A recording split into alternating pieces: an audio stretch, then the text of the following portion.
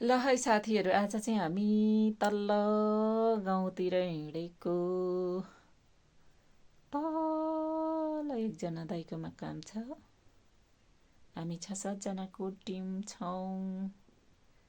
अनि हामी जाने बाटो चाहिँ यस्तो छ, सबै घारी नै घारी भएको।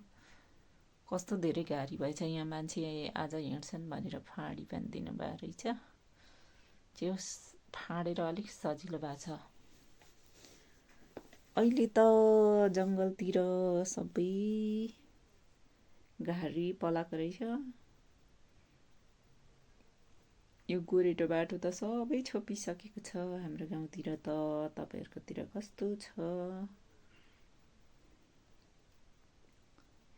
एकजना दाजुको काममा हिँडेको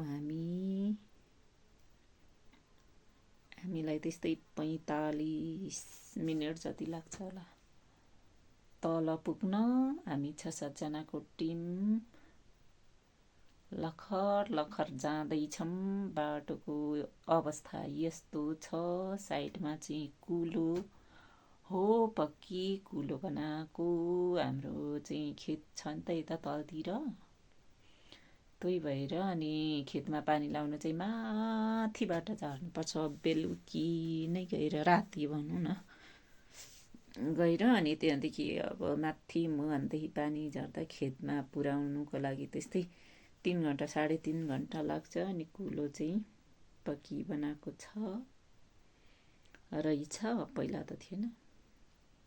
साथीहरू हिँड्दैछन् त्यसरी।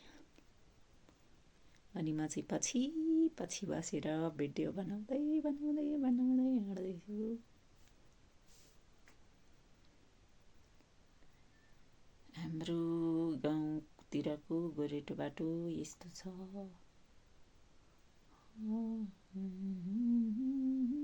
सबै घारी हेर्नु त, कति धेरै घारी पलाएको।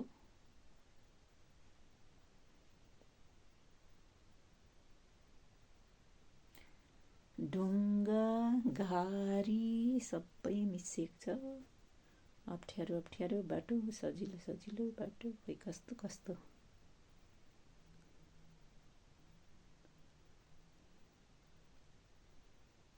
हामी चाहिँ गएर आउनु पर्ने तल दाइकोमा। ऊ साथीहरू त बिसाउनु